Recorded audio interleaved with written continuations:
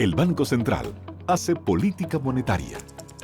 Para ello, utiliza la tasa de política monetaria, buscando incidir en las tasas de interés a que los bancos captan ahorros y prestan para el consumo de los hogares y la inversión de las empresas. El objetivo de la política monetaria es mantener la inflación en torno a una meta definida por el Banco Central, logrando la estabilidad de precios y contribuyendo a crear las condiciones para un crecimiento económico sostenido. Banco Central de la República Dominicana, por la estabilidad y el crecimiento. 80 años de historia de superación y éxitos de nuestro banco determina que en esta etapa también estamos contigo, para que juntos pasemos la página y podamos escribir un nuevo capítulo lleno de fe y confianza en el futuro. Porque solo con tu voluntad ponemos punto y final a la historia del COVID. Vacúnate. Banreservas, el banco de todos los dominicanos.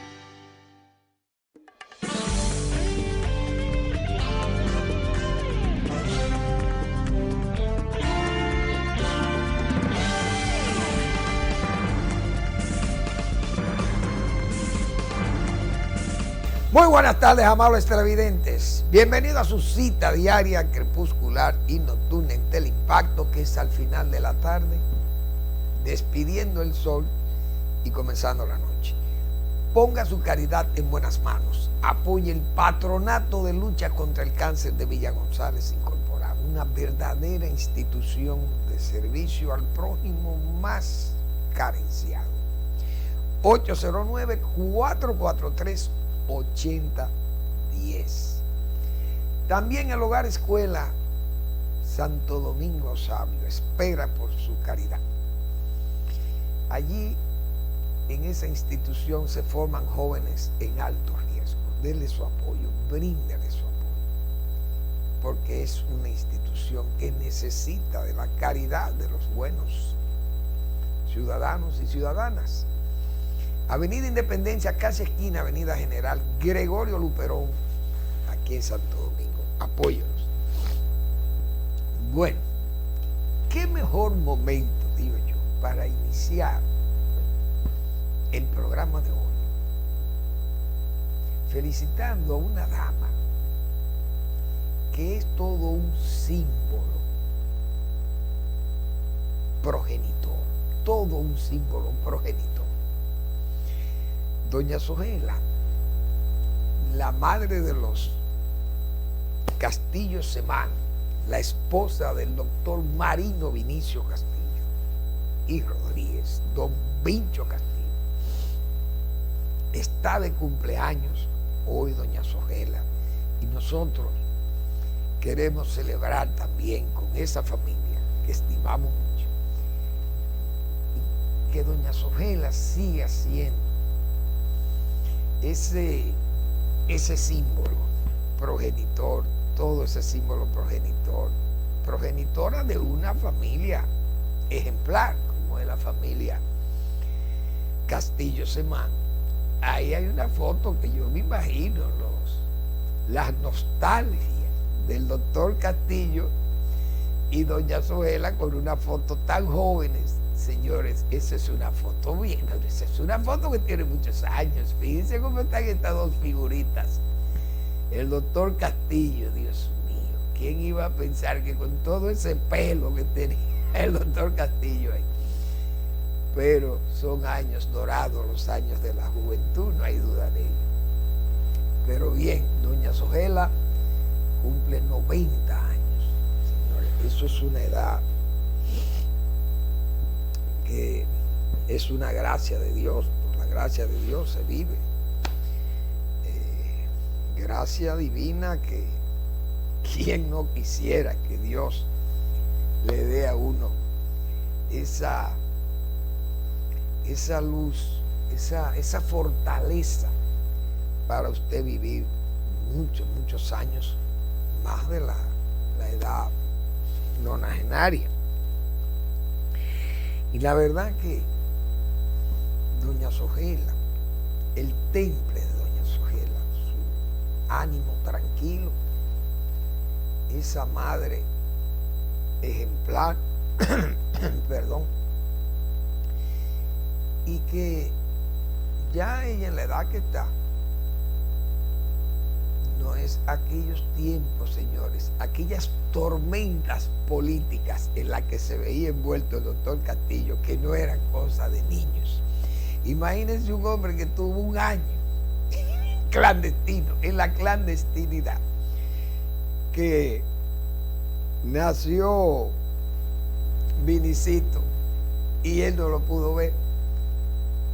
Al año, es decir, un hombre en la clandestinidad, con deseos vehementísimos de derrocar un gobierno fáctico como fue ese gobierno del triunvirato que surge de un golpe de Estado al presidente Juan Bosch. Pero la verdad que todas esas, señores, esas tormentas políticas del doctor Castillo y doña Sogela con ese temple, perdón, su ánimo tranquilo, es un verdadero símbolo progenitor, esa es la verdad, y una conducción de familia. Muchas felicidades, doña Sogela, felicidades a los muchachos, porque uno, señores, eso es una gracia de Dios, usted poder disfrutar de sus padres en edades como están estas, y tener este patriarca que es el doctor Castillo ahí, un hombre con ese juicio, como yo he señalado aquí, recto juicio de razón y de palabra, con esa cabeza de patricio romano que tiene el doctor Castillo.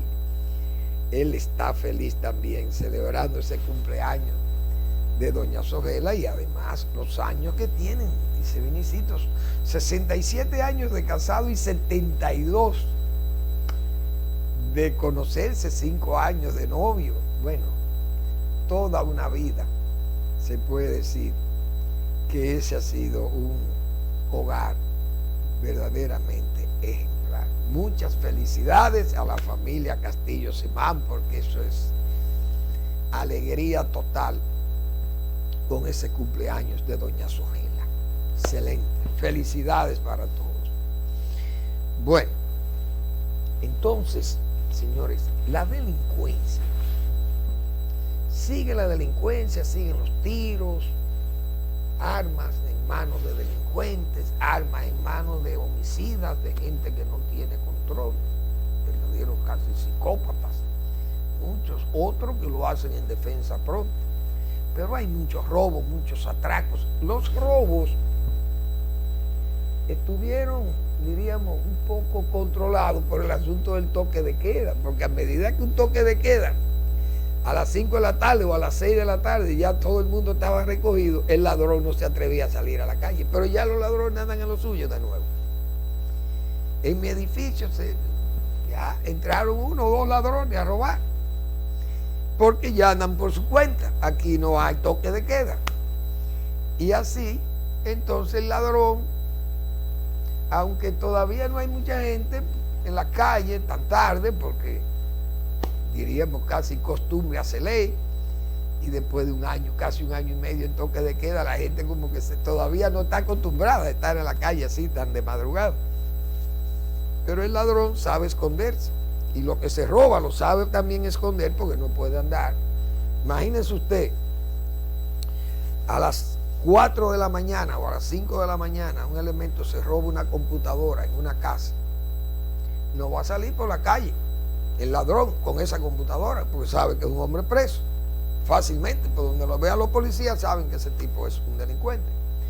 Él se esconde, se agacha en uno de esos solares o uno de esos edificios vacíos o solares yermos que están muy tupidos de maleza, se esconde ahí, sale el sol y el hombre sale con su bulto en un saco o en una funda y la lleva. ¿Y quién va a pensar que lleva, como dicen, el cuerpo del delito ahí? Bueno, pero los ladrones andan por su cuenta. Entonces el crimen, la policía, señores, la policía ha sido víctima del crimen, pero es diezmada que tiene la policía, los delincuentes. Entonces, los mismos policías están en forma también como distorsionada, no sé, vimos un crimen ahí que debe aclararse, ese crimen de San José de Ocoa. Un abogado fue ultimado ahí con un balazo en la cabeza porque tenía una discusión con otro policía. Hay que ver si estaban vestidos de civil o estaban vestidos de policía, si es que el abogado estaba borracho, esa discusión porque vino, uno no sabe, pero que esas cosas tienen que saberse, hay que decirlas. Pero lo rápido que matan a un dominicano. Entonces vi en Mao, en Valverde Mao, por Esperanza, 2 haitianos robándose una motocicleta, qué sé yo, algo, estaban robando una motocicleta, pero la policía parece que llamaron y la policía anduvo rápido y lo persiguió, y uno de los haitianos, señores, le disparó un tiro a los policías lo detuvieron y lo llevaron preso. Ustedes están oyendo. Un dominicano tiene un pleito con un policía y viene otro policía y mátalo al abogado dominicano. Entonces este haitiano le tira un tiro con una chilena, qué sé yo, y la policía todo lo que hace es que lo detiene y lo lleva para que lo suelten, porque lamentablemente el crimen aquí está apoyado, diríamos, por ese mismo Código Procesal Penal, que se sabía que eso iba a ser una especie de entrada y salida para el ladrón, burlarse prácticamente de la sociedad y burlarse de la víctima. Entonces no se pueden reformar esas cosas porque parece que han sido tuteladas por un ser superior o una suprapoder por encima del poder de los dominicanos para su país. Una verdadera vergüenza. Entonces el crimen aquí anda por su cuenta. Los delincuentes. Yo no sé este plan de Chubasque a dónde va a terminar eso, porque hablarse de barriadas, vamos para este barrio, como yo he dicho, los ladrones se mudan. Si van a la Puya, el ladrón se va a mudar de la Puya y volverá tal vez a Cristo Rey. Si ya creen que en Cristo Rey se resolvió el problema, el ladrón vuelve y se refugia ahí. Es decir, lo que hay es una especie de traslado del criminal. Esas cosas son difíciles de erradicar y el país está, como se dice, lleno de delincuentes, lleno de armas ilegales, armas robadas, armas vendidas, armas traficadas por frontera, etcétera, etcétera. Entonces, el perfil del crimen, yo creo que aquí la policía tiene que darnos más datos. Sirven algunos datos, algunas veces nos dice la cantidad de muertos, de homicidios, de robos, de atracos, de motocicletas, de bicicletas, de carros, etcétera, etcétera. Piezas de vehículos y saben dónde las venden y todo. Aquí, es decir, el crimen está protegido.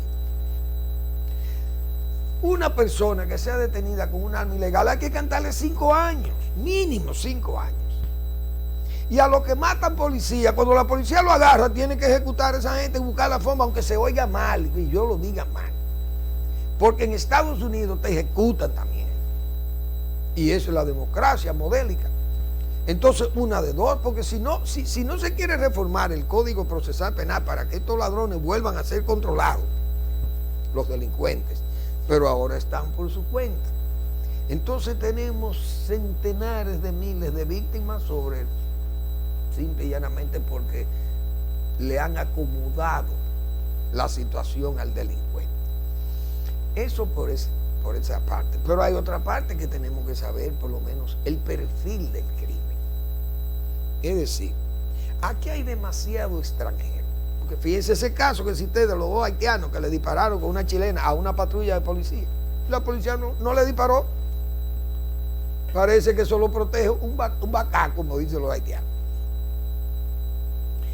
Pero en el perfil del crimen debiéramos saber, porque aquí hay demasiados venezolanos, aquí hay demasiados haitianos, aquí hay extranjeros de muchísimas nacionalidades, ilegales, otros indocumentados como los haitianos, otros con documentos falsos.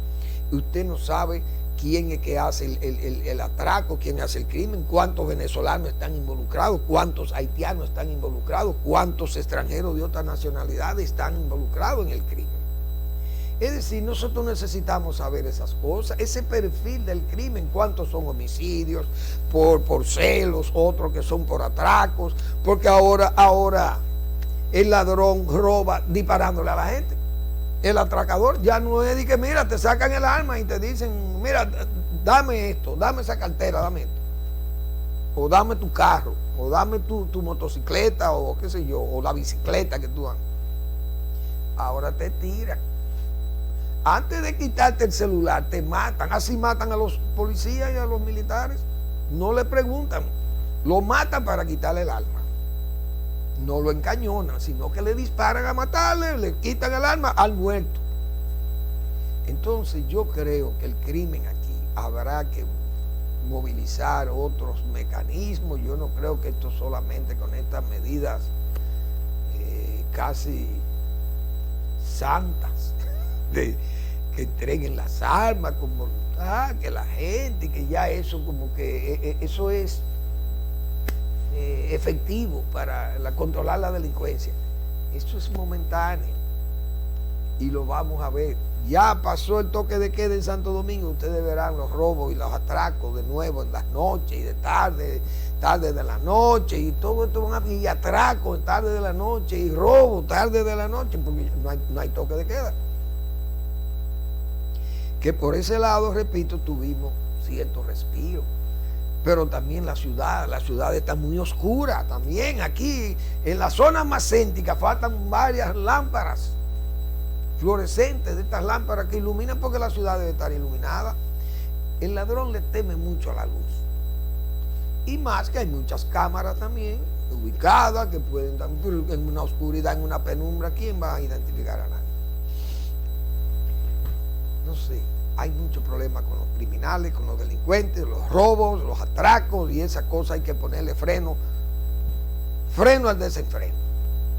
O lo ejecutamos a los ladrones, o lo apresamos para que no salgan fáciles de las cárceles y vuelvan a las mismas fechorías, porque entonces estamos como se dice, cambiando el dinero.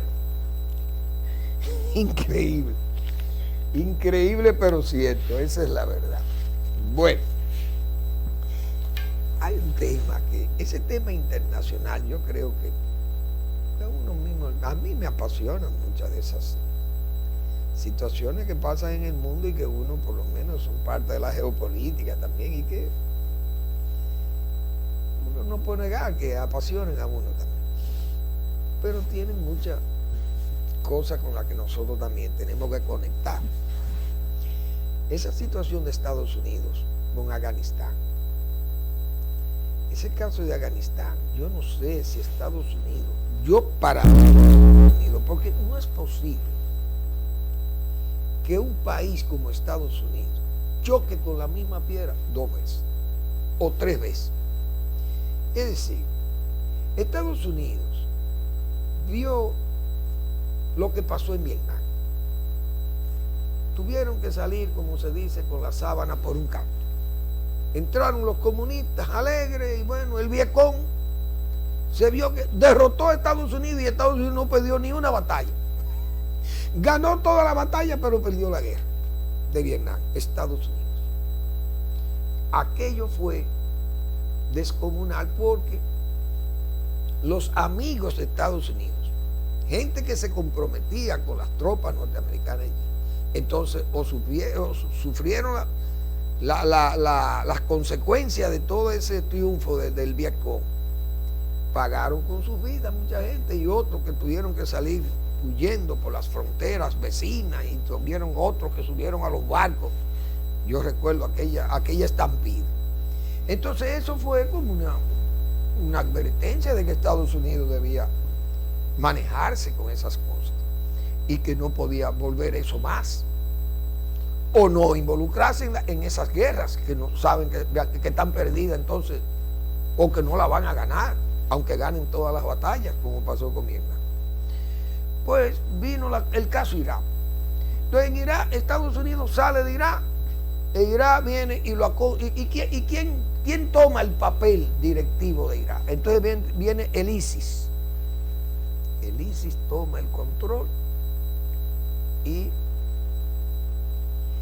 se hacen fuertes los fedayines y toman prácticamente a Irak. Entonces, ¿para qué perder 4 o 5 mil vidas en Faluya? Se pregunta uno. Faluya fue la ciudad más sangrienta de la guerra, porque ahí se peleó puerta por puerta, casa por casa. Hay que ver las imágenes de esas batallas de Faluya y los francotiradores norteamericanos y los muchachos que fueron víctimas, que están lisiados en Estados Unidos y los que perdieron la vida en esa batalla de Faluya, que fue una cosa terrible. Porque los fedayines y esa gente se cubrían con la población civil. Entonces Estados Unidos tenía una máquina de guerra que podía volar todo eso, pero no podía matar a todos los civiles para matar a los insurgentes. Entonces el insurgente, ¿dónde se protegía con los civiles? Entonces Estados Unidos tenía que pelear esa guerra puerta por puerta, casa por casa, calle por calle. Y eso fue terrible, pero conquistaron Faluya y abatieron prácticamente una gran masa de insurgentes. Los francotiradores hicieron ahí un trabajo extraordinario contra esa gente. Pero Estados Unidos sale de Irak y cae Faluya en manos del ISIS. ¿Y cuál es entonces? ¿Para qué usted se mete a perder 4 o 5 mil vidas norteamericanas, que la sociedad americana se siente abatida prácticamente, ver sus hijos morir, caer ahí defendiendo a aquellos, incluso sin ningún fin, ni siquiera geopolítico? Porque ¿qué ha tenido Estados Unidos? ¿Qué logró de Irak? Petróleo, pero el petróleo tiene Estados Unidos por donde quiera, porque tiene el dinero para comprarlo donde le dé la gana. Como muchos que alegaban que ¿el petróleo de dónde? El petróleo lo controlan los kurdos y los iraquíes controlan su petróleo. Vamos a una breve pausa y vamos a seguir con el tema.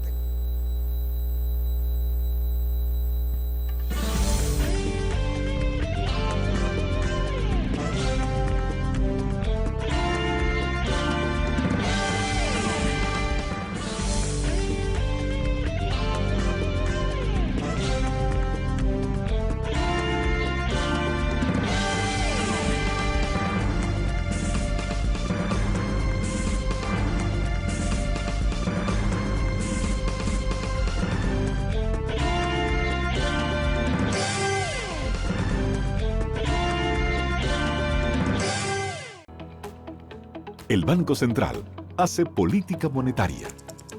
Para ello, utiliza la tasa de política monetaria, buscando incidir en las tasas de interés a que los bancos captan ahorros y prestan para el consumo de los hogares y la inversión de las empresas. El objetivo de la política monetaria es mantener la inflación en torno a una meta definida por el Banco Central, logrando la estabilidad de precios y contribuyendo a crear las condiciones para un crecimiento económico sostenido. Banco Central de la República Dominicana, por la estabilidad y el crecimiento. En Banreservas apoyamos la voluntad de quienes generan cambios para escribir nuevas historias. Por eso en 1979 nace el voluntariado Banreservas, que realiza acciones de sostenibilidad y solidaridad que mejoran la calidad de vida de miles de familias vulnerables, llevándoles dignidad y esperanza. Banreservas, 80 años siendo el banco de todos los dominicanos. Esa es una joya viva de la naturaleza que está en venta. 112 tareas en el municipio de San José de las Matas. 40 de ellas sembradas de café de aroma. El quintal de café vale $158. Así que eso es una inversión importante que ya tiene la finca. Puede comunicarse con doña Magalis en el 809-350-6355. Bien.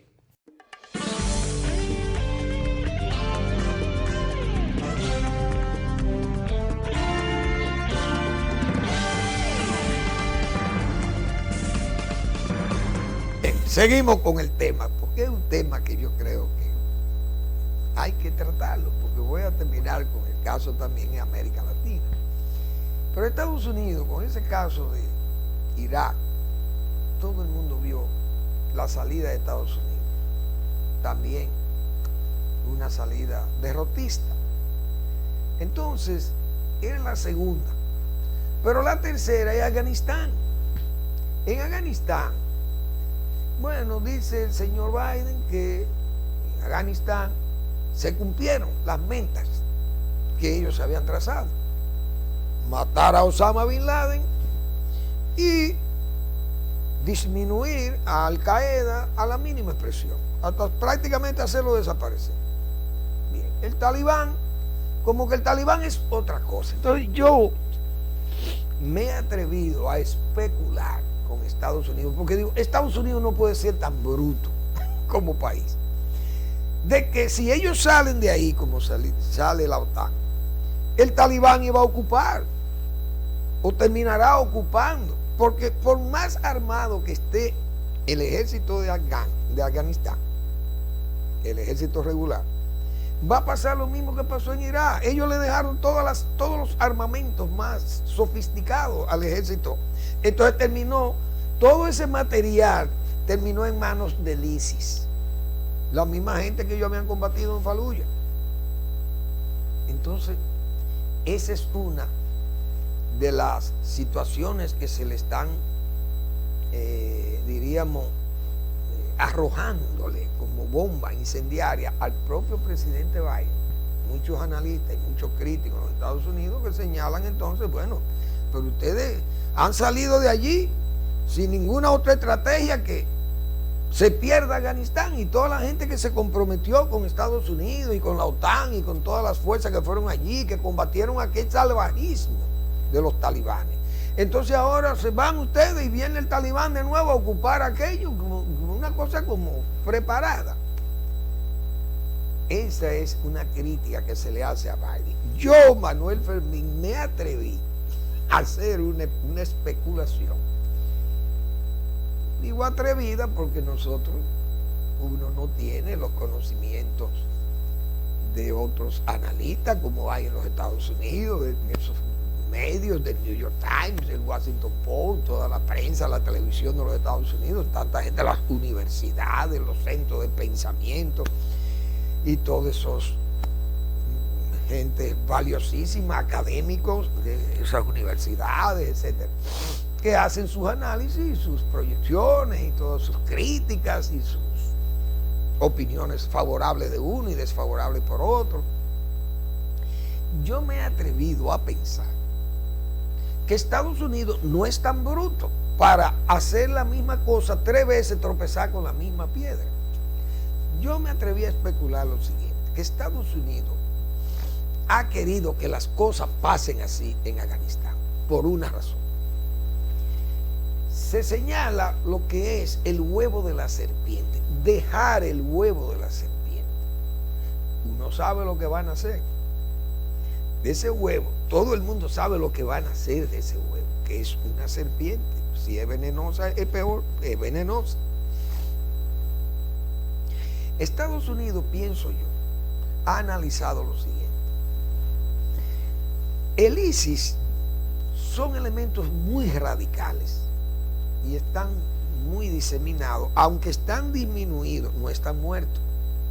Están disminuidos porque la guerra ha tenido el ataque de Irán, el ataque de Rusia, el ataque de los Estados Unidos, el ataque de los kurdos, los turcos. Todo el mundo le ha caído encima al ISIS, Siria, el ejército sirio, lo que quede ahí. Y todos han sido diezmados prácticamente, sus combatientes, pero no están muertos. ¿Qué pasa con ISIS? ISIS es tan radical que es el enemigo de los musulmanes, son los mismos musulmanes de ISIS, porque son demasiado radicales. Incluso Al Qaeda no lo resiste. El talibán puede ser, pienso yo, absorbido por esta gente, y ese ISIS establezca lo que se llama el califato que ellos establecieron en Siria y que se los debandaron estas potencias, pero se pueden instalar allí. Y Estados Unidos es consciente de eso y puede dejarle ese huevo de la serpiente ¿a quién? A los que combatían a ISIS o los que combaten a ISIS en Siria. ¿Quiénes son? Rusia e Irán. Rusia no hace frontera con Irán, pero las repúblicas prorrusas de Tayikistán, Uzbekistán, todo ese Cáucaso hace fronteras con Afganistán. Si usted le deja ese huevo de la serpiente, esos tipos que son radicalísimos, enemigos de Rusia, los del ISIS, enemigos de Irán, enemigos de Pakistán, que le queda al lado a Afganistán, pero China tiene una región musulmana de los uigures allá también que hace frontera con Afganistán.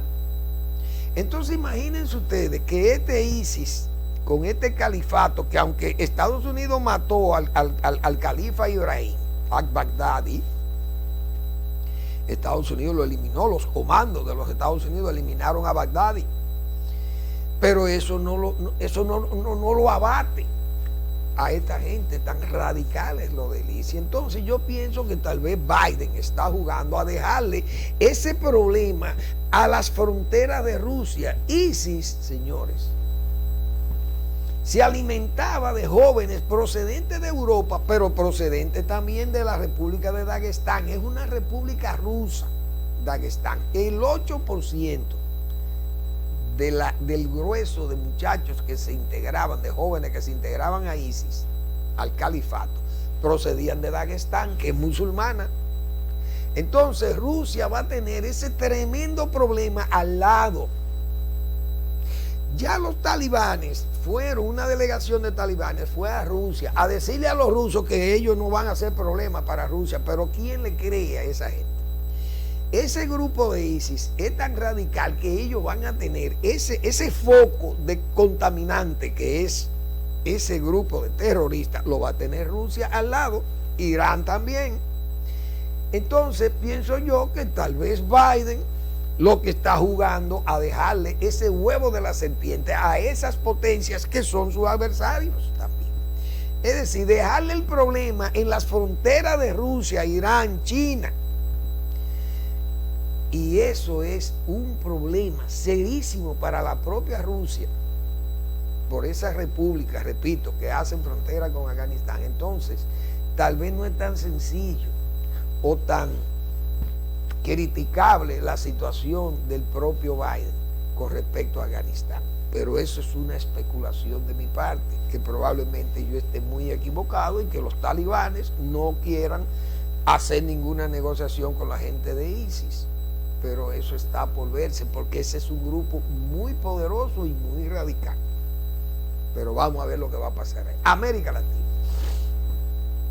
Hoy se está iniciando un diálogo que yo voy a decir lo siguiente: si hay que burlarse de ese diálogo, yo me voy a burlar del diálogo de Venezuela, porque Maduro, señores, eso es una tontería. Llevar a Guaidó y a tal Capriles, qué sé yo. Guaidó es el presidente que reconoce la Unión Europea, que ya le está sacando el pie también la Unión Europea, y Inglaterra, que es de Estados Unidos ahí, pero Guaidó, usted decir que es presidente sin ser presidente, con un ejército como está aquí, adoctrinado, habituallado por la corrupción, el narcotráfico, todo eso, los dineros públicos.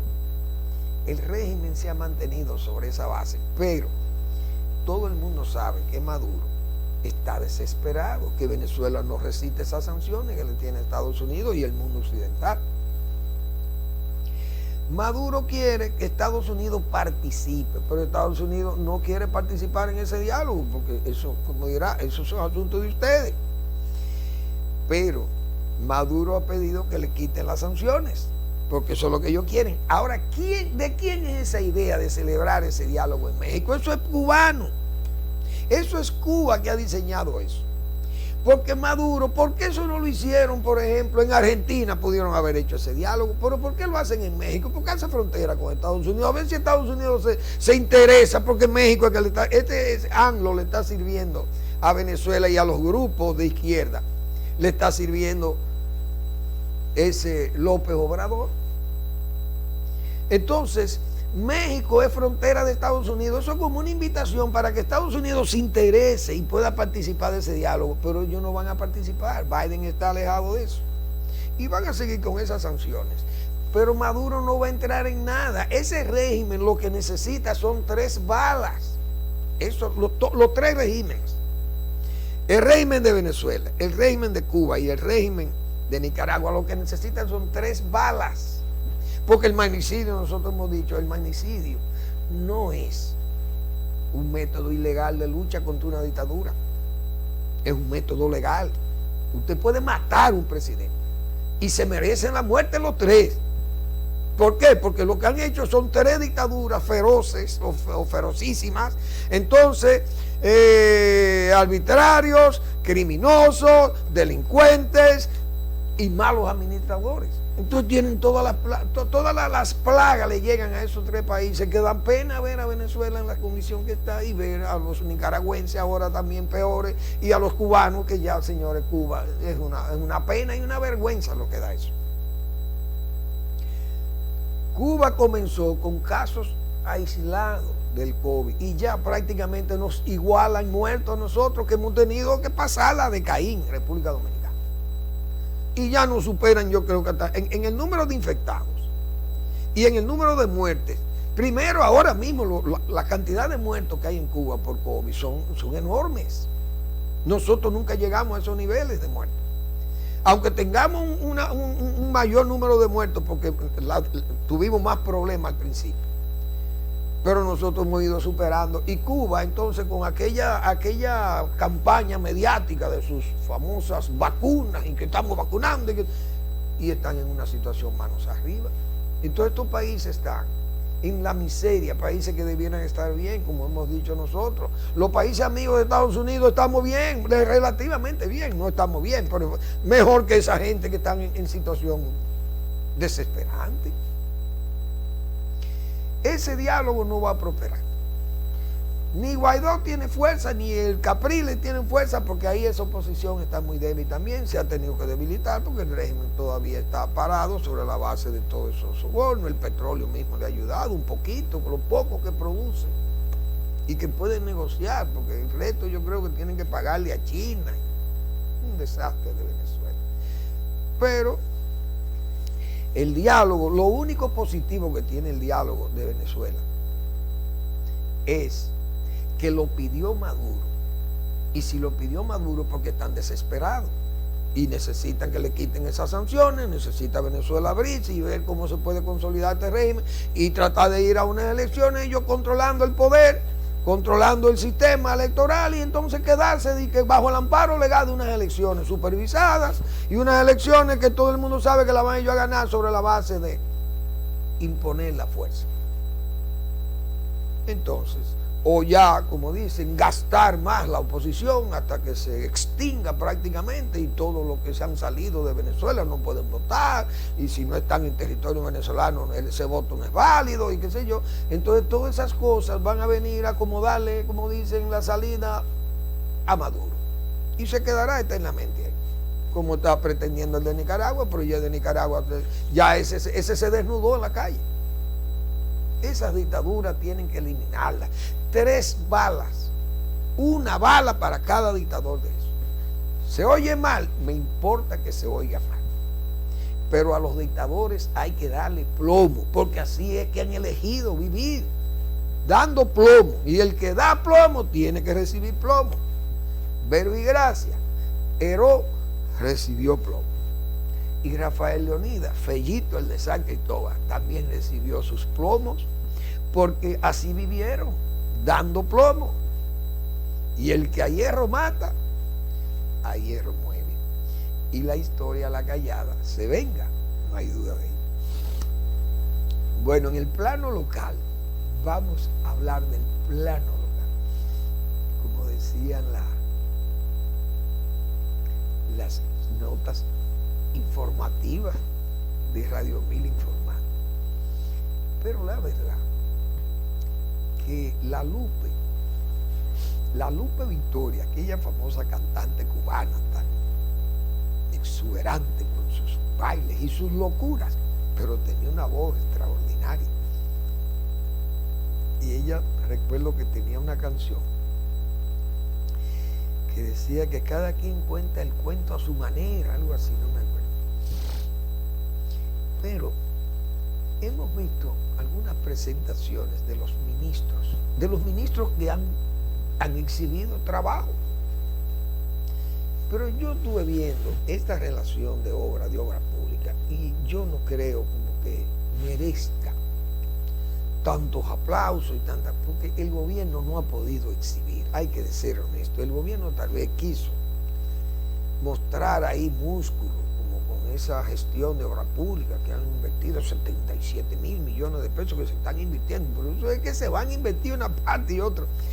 Pero yo creo que para un gobierno que hizo tanta exhibición de lo que venía nuevo, del cambio y que todo aquello iba a cambiar y que todo ese modelo del PLD, ese modelo atrasado, ese modelo tan dispendioso, había que sacarlo de circulación y que las cosas tenían que hacerse con más planificación y con más transparencia y todo aquello. Nosotros decíamos en la semana que si el gobierno usaba 14 mil millones de dólares, 680, 700 mil millones de pesos, usar 70 mil millones de pesos no era como la cosa del otro mundo para fines de obras públicas. Pero entonces las obras públicas que anuncia obras públicas ahí, asfaltados, reconstrucciones, no hay una obra importante. La circunvalación, digo, una obra importante aperturada, vamos a llamarle así, por el gobierno nuevo, en un año. Porque ustedes sí, bueno, seguimos la circunvalación de San Francisco de Macorís, bueno, ya está iniciada. La circunvalación de Azua, la circunvalación de Baní, todo eso estaban iniciados, eran obras que estaban iniciadas. Entonces hay muchas cosas, bueno, asfaltado, reconstrucción de la carretera, pero el asfaltado. Yo recuerdo cómo el señor Gonzalo Castillo sumaba los kilómetros. Eso era una cosa ridícula, de verdad. Obra pública podía faltar, ponga usted, una carretera de 2 carriles o de 4 carriles. La reconstruía y la faltaba, o la construía. Vamos a partir que la construyera. No sé cuál de ellas, pues no hay una, yo creo que se construyera, pero vamos a partir de que se iba a construir una carretera de 4 vías. ¿Qué hacía el señor Gonzalo Castillo? Él mandaba a sumar. Los kilómetros no eran de aquí a Santiago. Los 2 carriles, la cantidad de kilómetros de aquí a Santiago, 2 carriles. Por ejemplo, la Duarte, si se fuera a construir. La cantidad de kilómetros asfaltados iban de los 2 carriles, se sumaban los 2 carriles por kilómetros. Entonces usted asfaltaba 150 kilómetros en 2 carriles, eran 300 kilómetros de asfalto. Uy, qué forma de... Y entonces 150 más de allá para acá, por 2, 300, son 600 kilómetros de asfalto. Esa era la sumatoria. Es una carretera de 300 kilómetros ida y vuelta, se le ponía 600 kilómetros ida y vuelta si fuera asfaltada. Porque lo que se sumaban eran los carriles. Una forma ridícula y penosa de contabilizar las obras. Entonces, Obras Públicas ha puesto una lista ahí de obras que no son obras, bueno, no voy a decir que no tengan la importancia, todas las obras son importantes, pero este gobierno no le ha dado inicio a una obra pesada, pensada, planificada en tiempo de campaña o en tiempo de preparación de las, diríamos, de las ofertas predeterminadas. Ya, pues, bueno, mire, cuando comencemos a trabajar nosotros vamos a hacer tal cosa. Yo recuerdo, porque es que uno se acuerda de los gobiernos pasados, como principalmente el gobierno de Balaguer. Bueno, Balaguer anunció en las matas de Farfán, en el año 1966, anunciaba el proyecto Yaque del Surazo.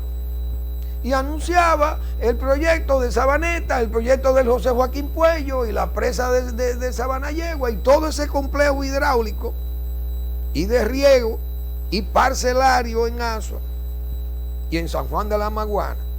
Eso fue previsto por Joaquín Balaguer, yo recuerdo, en un discurso en las matas de Farfán. Entonces él dijo, cuando yo gane el poder, si ganamos el poder, yo le garantizo que quiero hacer esos proyectos. Entonces Balaguer llegó con una carpeta de proyectos e inició esos proyectos.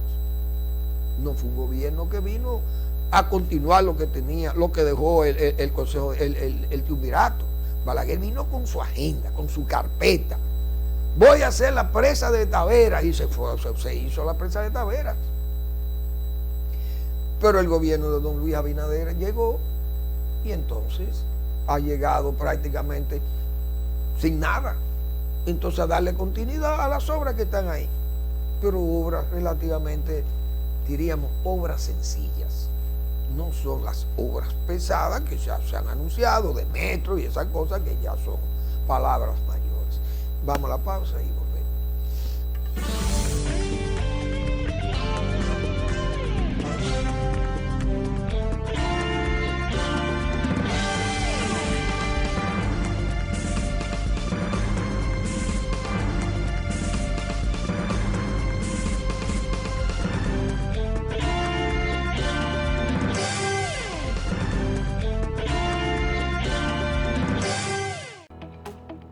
El Banco Central hace política monetaria.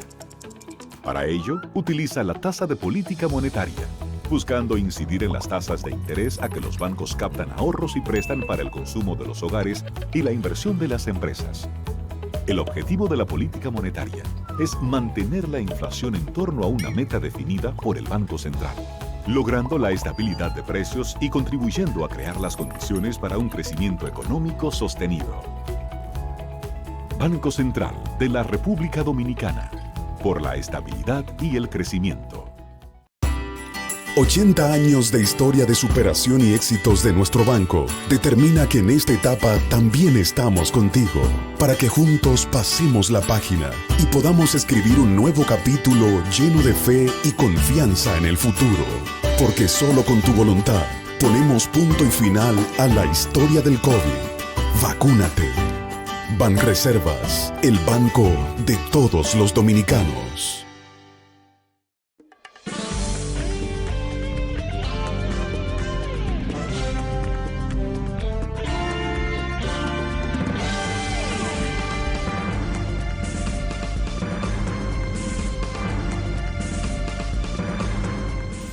Bien, vamos a recordarles, señores, que en esta semana el doctor Marino Vinicio Castillo presenta su blog La Pregunta. Todos los miércoles el doctor Castillo nos presenta ese tremendo trabajo a través de Google. 2 políticas públicas vitales en aprietos. Ese es el título del blog La Pregunta de Marino Vinicio Castillo en esta semana. También la respuesta el domingo, como todo el mundo sabe, más 33 o 34 años debe tener la respuesta. Y eso ya es pedagogía de larga data. También vamos a recordarles que este programa está en YouTube todas las noches, después de las 8 de la noche, usted puede accesar por Google. Al final de la tarde, Manuel Fermín, y tiene este programa nítido, completo, si no ha podido verlo en la hora que se pasa aquí en vivo. Bien. Entonces, señores, fíjense del tema que yo trataba anteriormente. Aquí hay las obras del cambio que se construyen en todo el país. Diseño y construcción del malecón de Nagua. Pero eso, entonces, se dijo el mismo día que se la adjudicaron al señor, a la constructora del señor, el dueño de Telemicro. Se dijo que ya esa obra se la habían adjudicado a él hace tiempo y ya tenía inicio de trabajo. Hago medida. Ahí aparece. Diseño del malecón de Nagua. Construcción Puente Las Yayas. No sé si es nuevo o es un puente, se va a reconstruir. Circunvalación Sur de Azo. Eso está iniciado. Carretera Barahona-Enriquillo. Eso es una reconstrucción. Autopista Duarte, una reconstrucción. Avenida Ecológica, completando. La avenida de San Isidro, ampliarla. Eso está ampliado también. Avenida Hípica forma parte de mejoramiento vial, eso también está en construcción. Circunvalación de San Francisco Macorís, también eso está en construcción. Carretera Tomayor, el puerto, mejorará la comunicación entre ambos pueblos. También eso son carreteras a reconstruir. Vamos a ver qué más. Carretera Puerto Plata, Nagua. Esta vía dará impulso al turismo, pero no es una carretera, esa carretera la hizo Balaguer en el 67, la arrancaron en el 66, comenzando el gobierno, porque Balaguer venía con su carpeta es lo que estoy diciendo. Carretera Pocito, Santa Cruz, Copey. Esas carreteras están todas hechas. Ahora es reconstrucción de taludes o de asfalto, qué sé yo, no sé. Circunvalación de Baní, eso también. Reconstrucción de la carretera Abarca, Moca, con una longitud de 10 kilómetros. Pero eso es lo que quiero decir. O sea, estas son las obras del cambio. Este afán de exhibir este gran trabajo que se ha hecho en obra pública por el cambio. No. Esas son obritas. Lo voy a decir responsablemente porque estoy hablando. Fíjense de las obras que yo hablé del discurso de Balaguer. Yo recuerdo, por ejemplo, el canal Nizaíto. ¿Eso ustedes saben cuándo anunció Balaguer el canal Nizaíto? Cuando mataron a Trujillo. Él quedó presidente y anunció el canal Nizaíto. ¿Y cuándo se vino a hacer, señores? Se vino a terminar por los años 92, 93. Se terminó el canal Nizaíto. Lo hizo Balaguer el canal Nizaíto, pero lo anunció allá y lo hizo. Las Damas. La presa de Las Damas la inició Balaguer siendo presidente del gobierno de Trujillo. Se inició Las Damas y dejó el dinero para terminarla. Cuando se fue huyendo, que tuvo que tirarse por la vera hacia la nunciatura. Y ya Balaguer dejó el dinero para terminar la presa de Las Damas, allá en Duvergé o en Enriquillo, en Duvergé. Entonces, viene Balaguer en el 66 y trae su carpeta. Arranca el gobierno en el 66, inmediatamente Elmur, Conti Alasia, del Conti Alasia, mire, esa carretera, hágame esa carretera, la carretera que se está anunciando aquí, que se va a arreglar.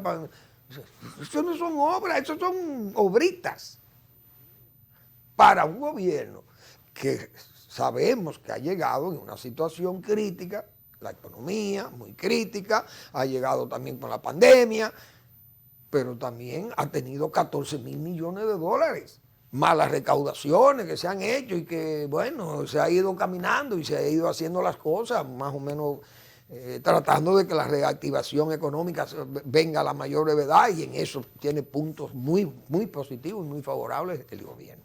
Pero repito, al cambio del gobierno de Luis Abinader le hace falta una obra pesada, obras pesadas, repito, no cosas como esta que me hagan diríamos una tramoya, haciéndome creer que estamos haciendo la obra más extraordinaria infraestructural del país. El propio Leonel Fernández llegó al poder con en su carpeta, bueno, yo tengo en mente un Nueva York chiquito. ¿Y qué es eso? ¿Y cómo vamos a...? Bueno, un metro, los elevados, bueno, eso es parte del Nueva York chiquito. Bueno, pero se hicieron. Es decir, eso es lo que yo he querido manifestar. Bueno, los minutos finales que me quedan, se los quiero aplicar. Señores, aquí nosotros hemos señalado que hay un gobierno que está sospechoso, el propio gobierno de don Luis Abinader, con respecto a esa posición que tiene con el núcleo duro de la corrupción del Danilato. Nosotros hemos analizado ese caso.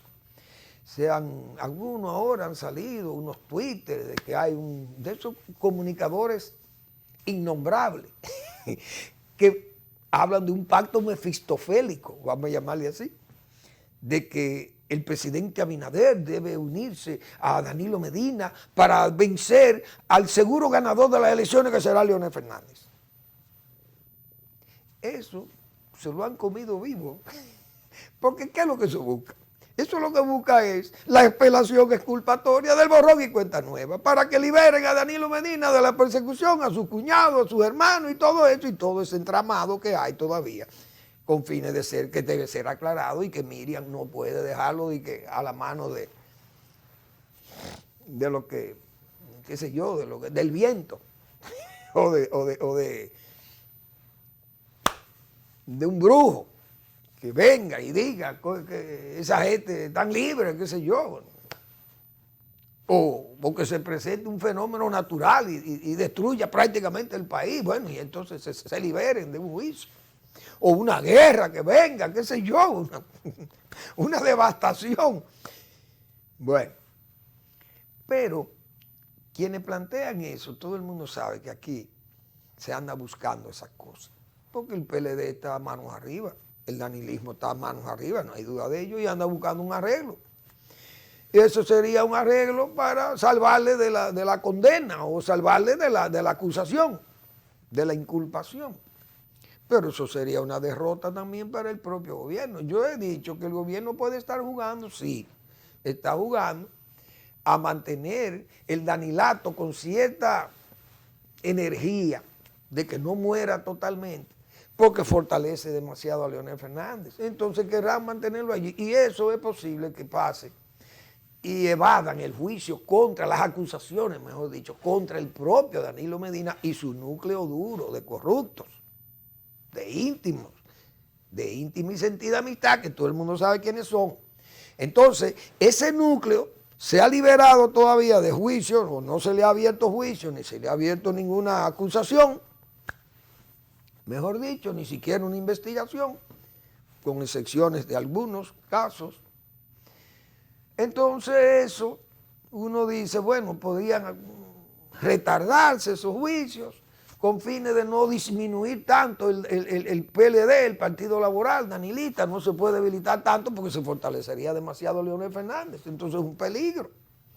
Vamos a mantener el danilato con cierta vigencia de no maltratarle mucho, uno sabe que esos juicios lo desbaratan, lo ponen en una situación de apuro,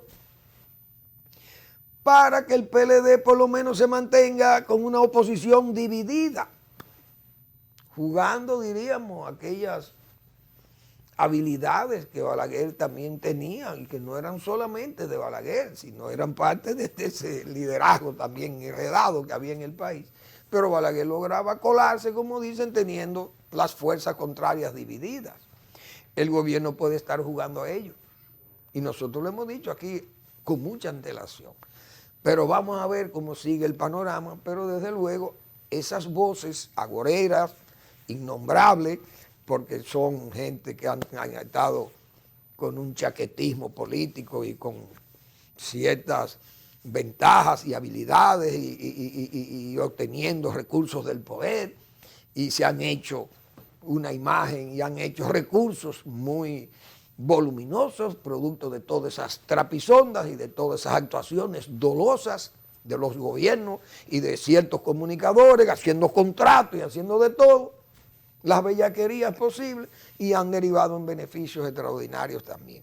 Entonces pueden seguir jugando, están jugando a eso, a acomodar cosas y ver cómo esas piezas encajan y se acomodan con fines de buscar la apelación exculpatoria del borrón y cuenta nueva. Señores, gracias por su atención, como siempre en la semana.